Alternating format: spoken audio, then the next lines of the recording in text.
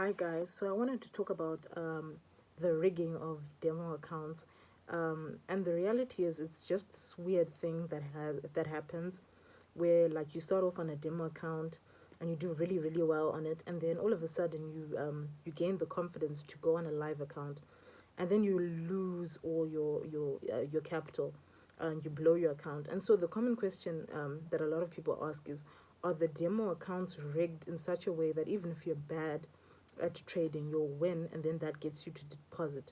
I think that no, demos aren't rigged, but I'm not a fan of demos. And usually, when like someone asks me about the demo account, I always say this is like the best advice I would give you, which is when you go through a demo account, I advise you use FXTM. It's a broker called FXTM. And what makes FXTM different to other brokers is that I don't use them like the live account, but I used it for the demo. What I notice about them compared to other brokers is that they allow you to set the amount on your account.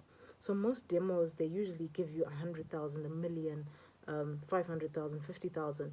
And the problem with that is that you don't get to see the value of the money because it looks like figures on a screen. Well, it is figures on a screen, but you don't actually see the value of the money. So your mentality in the demo is a gambling mode. You're trying to win, and you're not actually valuing risk management, correct risk management.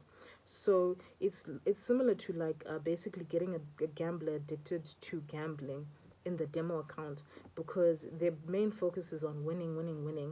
And and even if you look at your losses on your demo account, when you go back, say 2 3 years ago, when you go back to your demo, you'll look back and you'll be like, how was I risking this amount on a trade? And you weren't even really thinking much about risk management.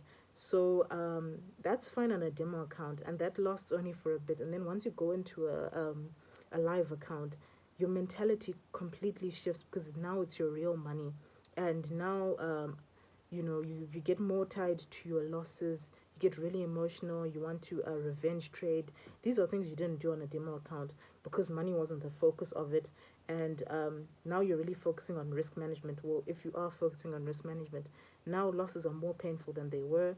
Now you want to get back at the markets. You hate getting hit, so now you want to get back, and now you know that you can do it because the demo account has shown you do.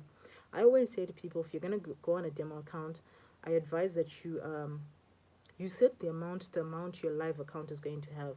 So if your demo account is on 10,000 and your live account is going to be on 1,000 or $100, you aren't going to practice the same habits on that demo that you're going to apply in your live.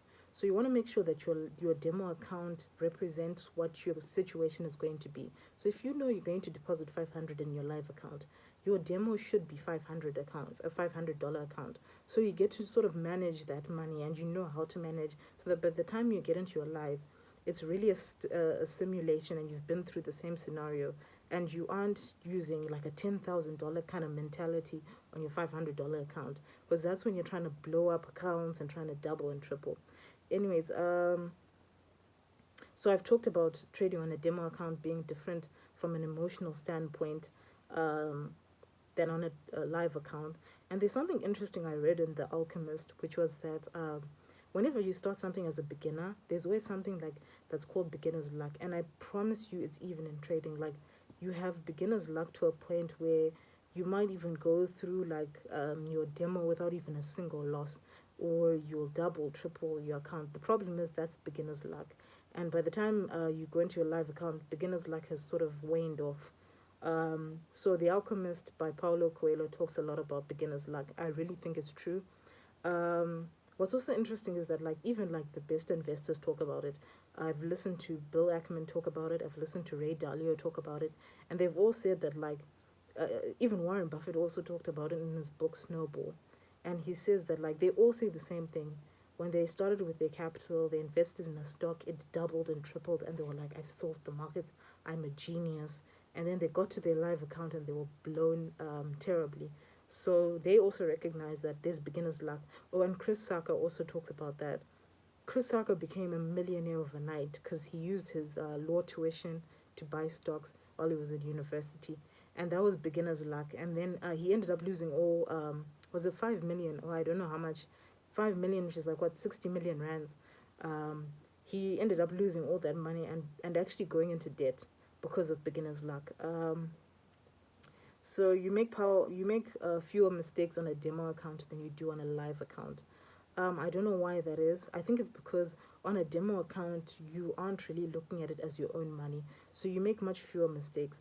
Whereas on a live account, because money is the focus, somehow it blindsides you and you make silly and dumb mistakes, and you overlook things because you get to I don't know what's the mentality called in psychology, where us humans have a thing where we minimize risk and we maximize reward.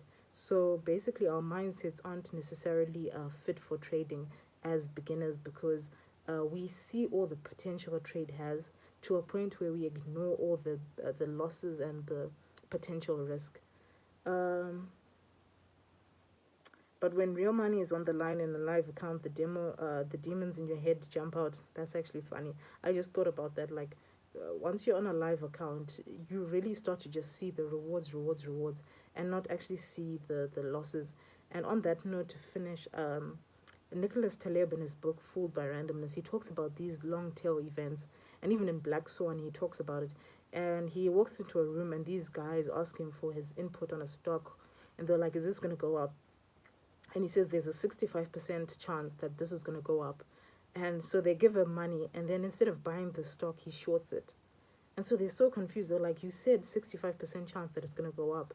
And then he says, "Yeah, that's true, but you're not looking at the fact that the 40% chance has greater damage of losses than the 65% chance of price going up," which is a really interesting perspective. I've never actually thought of that.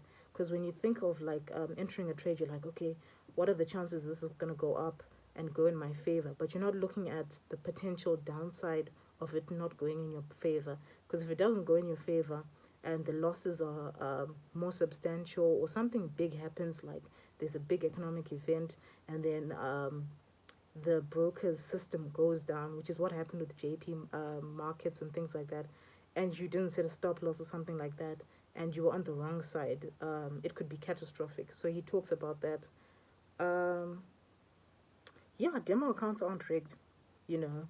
So you always win in a demo and lose in a live account. I think it's back to mentality and being prepared for your live account.